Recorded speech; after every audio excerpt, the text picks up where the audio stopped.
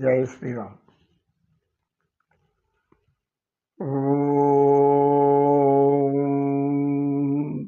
శ్రీరామ రామ రామేతి రమే రామే మనోరమే సహస్రనామ తత్తుల్యం రామనామవరానమే.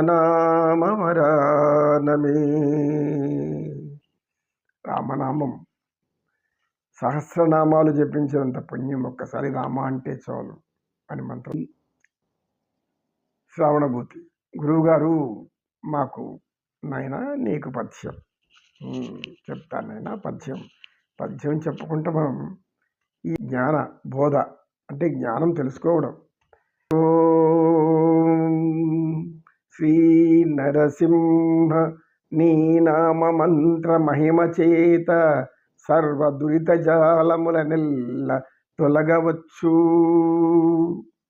నరసింహ నీ దివ్య నామ మంత్ర మహిమ చేత బలుపైన రోగములను బాపగావచ్చు. నరసింహ నీ దివ్య నామ మంత్రము చేత రిపు సంగములనెల్ల సంహరించవచ్చు. నరసింహ నీ దివ్య నామ మంత్ర మహిమ చేత దండహస్తుని బంట్ల తరమవచ్చు. నీ నామ మంత్రము మహిమ చేత బలుపైన రోగములన్ బాపగావచ్చు. బలిరానే నీ నామ మంత్ర మహిమ చేత వైకుంఠ సాధన పొందవచ్చు. శ్రీధర్మపుర నివాస దుష్ట సంహార నరసింహ దురిత ధూర. నాయన నరసింహ శతకంలో శ్రీ నరసింహావతారాన్ని తలుచుకుంటేనే ఒళ్ళు జలధరిస్తుంది, అందరికీ పులకరిస్తుంది. భక్తులకు అందరూ ఆనంద పరవశంతో మునిగిపోతారు. ఈ నరసింహస్వామి శతకంలో ఏం చెప్తున్నారంటే ఆయన, ఓం నమో నారాయణ, నరసింహావతారధారి నీవు మాకు దుష్ట శిక్షణ ఎలాగో నేర్పించావయ్యా. నరసింహ నీ నామ మంత్రము చేత సకల దురితములెల్ల తొలగగొట్టవచ్చు. మాకు ఏర్పడేటటువంటి కష్టాలు, నష్టాలు, బాధలు, ఇవన్నీ ఇటువంటి పాపాలన్నీ కూడా నీ నామ మంత్రం చెప్పినంతనే వెళ్ళిపోతాయ్యా. అవి నరసింహస్వామి అంటే చాలు అవి పరారైపోతున్నాయి, పారిపోతున్నాయి, మా దగ్గర కూడా రావడం లేదు. నీ యొక్క భక్తి మాలో ఉన్నంత వరకు ఏ యొక్క దుష్టశక్తులు, దుర్మార్గాలు ఎవరు కూడా మా చెంత చేరరు, అన్నీ పారిపోవలసిందే. సర్వ దురిత జాలములెల్లా దూరం అవుతాయి, తరిమి కొట్టు వెళ్ళిపోతుంటాయి. శ్రీ నరసింహ నీ నామ మంత్ర మహిమ చేత బలుపైన రోగములను బాయగావచ్చు.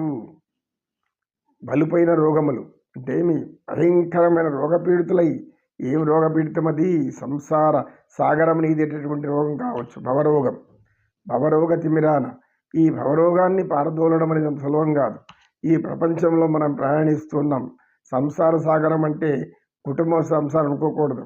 సంసారము అంటే ఈ యొక్క సర్వ సృష్టి ప్రపంచం అంతా, మనం ఈ యొక్క భౌతిక ప్రపంచంతో నడిచేటటువంటి మన జీవనం అంతా కూడా సంసారమే. ఎందుకు?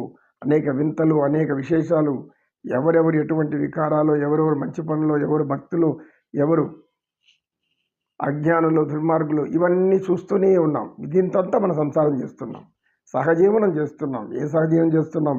మంచివాటితో చేస్తున్నాం, ధర్మపరులతో చేస్తున్నాం, దుర్మార్గులతో చేస్తున్నాం, దుష్టులతో కూడా చూస్తున్నాం. అందరితో మనం ఎలా మారి అనుగుణంగా మన జీవితాన్ని మలుచుకొని మనకి కష్టం రాకుండా బతకాలి అంటే నరసింహస్వామి నీ నామ మంత్రము తప్ప మాకు వేరేది లేదు. సర్వ బలుపైన రోగాలు, శారీరక రోగాలు కానీ, మానసిక రోగాలు కానీ పారిపోతుందయ్యా. శ్రీ నరసింహస్వామి అంటే చాలు. నీ నరసింహ రూపం తలుచుకుంటే అవేవి దగ్గర రావడం లేదు. ఏ రోగాలు, శారీరక రోగాలు కానీ, మానసిక రోగాలు కానీ. ముందు మానసిక రోగమే కదా ముఖ్యమైనది.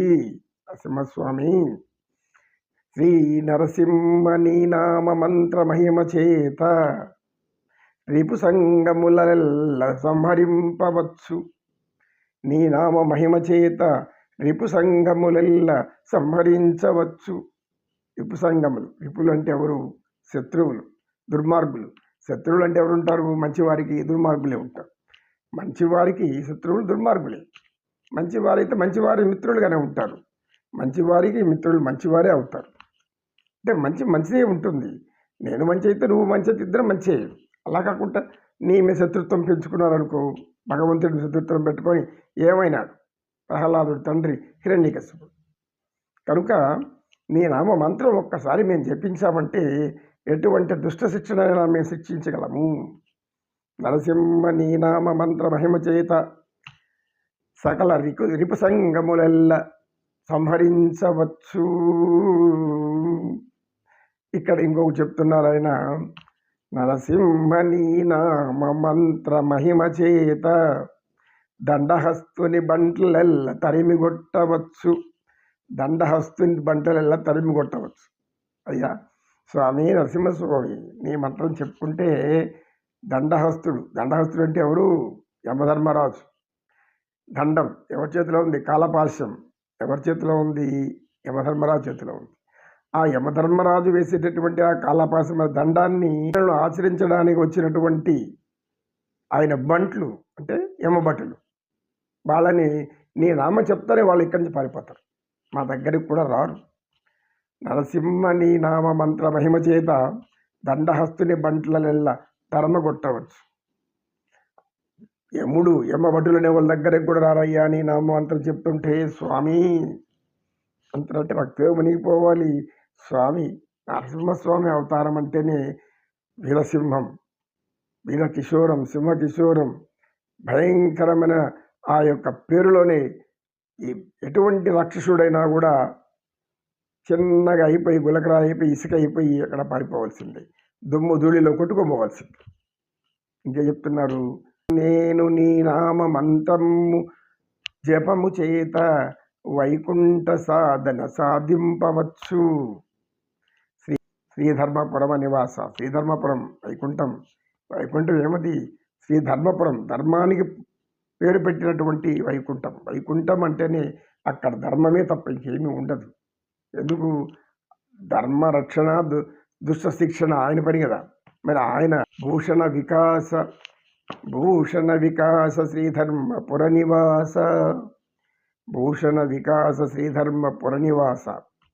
భూషణ వికాసం అంటే మీ సకల సర్వ సంపదలకు వికసించేటటువంటి నీ యొక్క దివ్య జ్ఞానపూర్ణమైనటువంటి నీ యొక్క అందం, అనేక ఆభరణాలు ధరించిన సర్వభూషణాలంకారుడు, సర్వ అలంకార ప్రియుడు. ఎందుకు?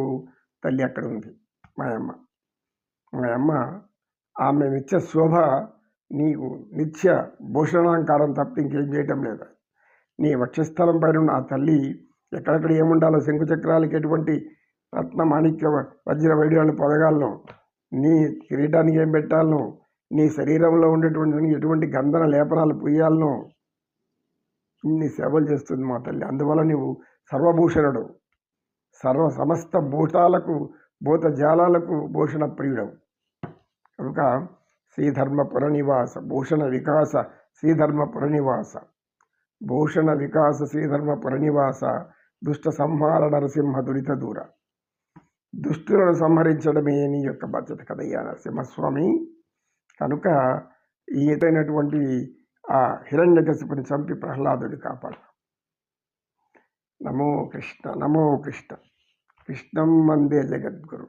శ్రీకృష్ణం వందే జగద్గురు.